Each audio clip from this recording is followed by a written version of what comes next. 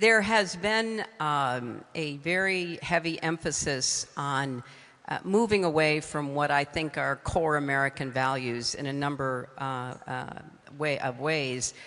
And that's not to say that there haven't been some successes. Can you describe those values? What do you mean by that? Well, for example, supporting Russia's invasion of Ukraine, both in an affirmative way by very rarely criticizing Putin for the brutal war that he has waged on the Ukrainian people, and then, attempting to try to coerce the Ukrainians into accepting a negotiated ceasefire and peace deal that would be, by any objective measure, leaving them vulnerable to further Russian activity. You said that smart, well-educated young Americans are getting their news from social media and from TikTok, and you went on to say that this is how they're learning about what happened on October 7th and then what happened in Gaza in the months that followed. And it appears that this was a broader lament on your part about declining support among Americans for Israel. That comment has generated a lot of controversy, and it's led Congressman Ro Khanna, for example, to point out that I don't think the answer is to disparage the intelligence of young people. It's been a few days now since you've said that. How are you reflecting on your words and the controversy around it? Well, I think it is a provable fact that most Americans, and an even bigger percentage of young Americans, get their news from social media. If that is controversial, then people are not paying attention to how... Is that a bad thing? I don't know if it's a bad thing, but I think it's an incomplete. Secretary Clinton, welcome to the show. Thank you so much, Ravi. So let's start with something in the news. The Trump administration just dropped its national security strategy. What do you make of it? Well, I think it's fair to say that I'm still digesting it. There is a very clear message from the strategy that was issued, that the United States is taking a very big turn away from the kind of alliances that have been the hallmark of our foreign policy, and I would argue our real strength in influencing events in the world. So if you look at it, there's a very strong indictment of Europe, and in particular, the openness of Europe and the composition of the population of Europe. And that, to me, is an unnecessary division between us and countries with whom we have a lot in common and a lot that is necessary to our security. The sort of updating of the Monroe Doctrine that goes back to a very early president of ours, James Monroe, about dominating the Western Hemisphere, is something that is going to be very difficult to pull off, and we're watching the administration with its buildup of military power and its use in the region, and wondering, where that will lead. But in general, it raises more questions than answers about what actually will be done to implement these kind of very broad statements that are found in the strategy. So if a lot of that is in theory, let's just talk about what we've seen so far in the last 11 months. When you look around the world, what is your sense of the impact Trump has had on his second term on countries around the world?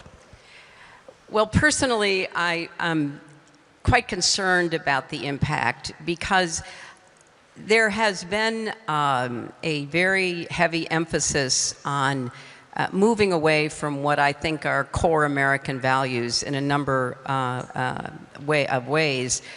And that's not to say that there haven't been some successes. Can you describe those values? What do you mean by that? Well, for example, supporting Russia's invasion of Ukraine, both in an affirmative way by very rarely criticizing Putin for the brutal war that he has waged on the Ukrainian people, And then, attempting to try to coerce the Ukrainians into accepting a negotiated ceasefire and peace deal that would be, by any objective measure, leaving them vulnerable to further Russian activity. Remember, Russia has been in Ukraine since 2014, so this didn't start in 2022.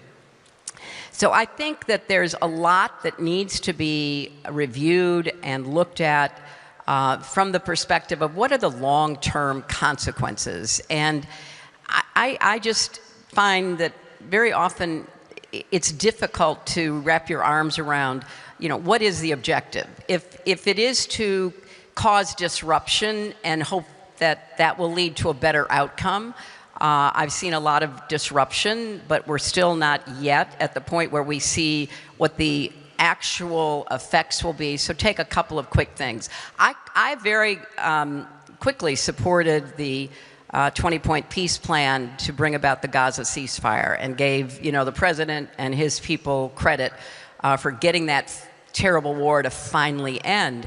But it's a 20-point peace plan that takes an enormous amount of work and effort and diplomacy and negotiation and carrots and sticks to make sure you get all the parties around the table and try to figure out how to move forward with it. That's where we'll really find out if that is going to stick. I already mentioned Ukraine. I think it's a terrible position for the United States to be in. I was thinking 35 years ago, another dictator invaded a neighbor, namely Saddam Hussein, crossed the border to seize parts of Kuwait. And the world rightly reacted, because you cannot reward that kind of aggression where efforts are made to literally, invade your neighbor and seize territory, claiming that, by some, theory it belongs to you. So the world reacted. Saddam Hussein was, obviously pushed back. In this situation, Putin is intent upon taking as much of Ukraine as he can. I think we could have played, both in the Biden administration and now in the Trump administration, a much more assertive role in trying to help Ukraine continue to do the very heroic job it's doing defending itself.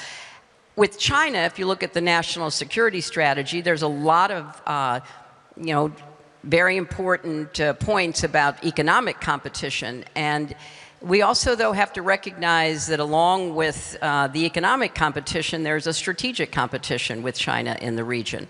And the buildup of the Chinese military assets are, ones that pose a direct threat. First, foremost to our allies in the region, but then also to the United States.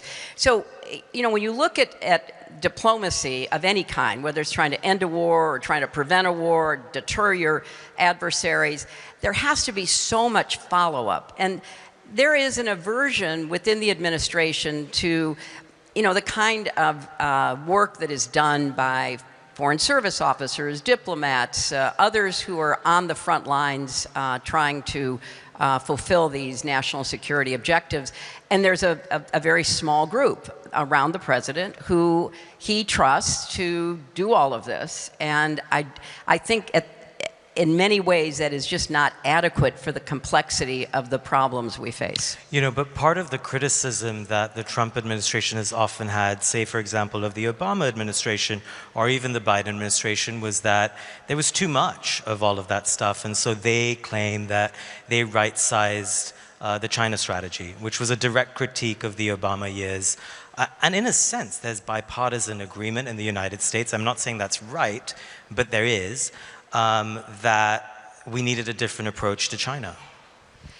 Look, I think that there's a lot to critique in any presidential administration. But I think that there's also a lot to learn from any presidential administration about what works and what doesn't work. For example, I recently saw an analysis of peace agreements, which ones actually stick and how you get to them. Obviously in the 90s, there was the Good Friday Agreement in Northern Ireland, there was the Dayton Agreement in the Balkans. And so I know how much effort went into actually getting those agreements made. And in the case of Northern Ireland and in the case of the Balkans, what it took to demilitarize, decommission the weapons of the combatants, all of that, that is the boring, hard work of actually achieving diplomatic success. And I think there's a lot to be said for the kind of dramatic and bold action that we see from this president, but that standing alone is not sufficient. It may be necessary to get the world's attention, get the party's attention, get something done in the immediate effort to show progress, but then you've got to do all of that hard work. So it's not either or. You know, when I think about the kinds of diplomacy that I saw, you know, in the 90s, that I saw when I was in the Senate, that I was part of in the Obama administration, there are a lot of tools in the toolkit. And among those tools are soft power development, which we have unfortunately decided is not going to be a prominent tool in how we try to, you know, influence people, persuade them. China's filling that gap, particularly in Africa. So it's you know, to me, you don't get into office and say everything that was ever done going back to the founding of the country was wrong and we're going to, you know, do it differently. You say, hey, I've got a different style, I've got some different ideas, I'm going to learn from the past, I'm going to apply what works, and then we're going to go from there. That just makes sense to me, and I worry that we are, you know, shutting a lot of doors, cutting off a lot of our allies, and not learning some of those lessons right now. So I'm going to come back to Trump and also the future of the Democratic Party. I want to talk about you now. You've been in the news this past week for some comments you made at an event in New York organized by the newspaper Israel-Hayom. And I'm going to paraphrase here, but you said that smart, well-educated young Americans are getting their news from social media and from TikTok, and you went on to say that this is how they're learning about what happened on October 7th and then what happened in Gaza in the months that followed. And it appears that this was a broader lament on your part about declining support among Americans for Israel. That comment has generated a lot of controversy, and it's led Congressman Ro Khanna, for example, to point out that I don't think the answer is to disparage the intelligence of young people.